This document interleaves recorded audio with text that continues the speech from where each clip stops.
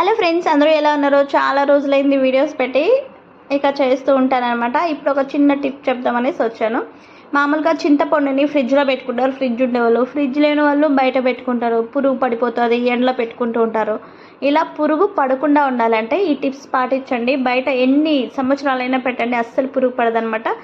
ఈ చింతపండుని విడివిడిగా ఇలా తీసేసి, కల్లుప్పు ఉంటుంది కదా, రాళ్ళుప్పు, దాన్ని ఇలా అంతా వేసేసి స్ప్రెడ్ చేసి, మీ దగ్గర ఎక్కువ చింతపండు ఉంటే ఎక్కువ కొంచెం ఉప్పు వేసుకొని ఇలా బాగా మిక్స్ చేసేసి అలా బకెట్లో లేకపోతే ఏదైనా డబ్బాల్లో వేసి పెట్టేసుకోండి. 1 కిలో తీసుకుంటే 6 మంత్స్ లేదా 4 మంత్స్ అట్లా వస్తుంది కదా.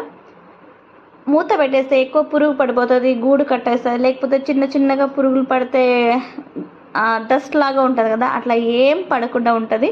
ఈ టిప్స్ పాటించండి. బయట పెట్టిన వాళ్ళు ఉప్పు వేసి ఇలా పెట్టేసుకోండి, పురుగే పడదనమాట. మీకు నచ్చితే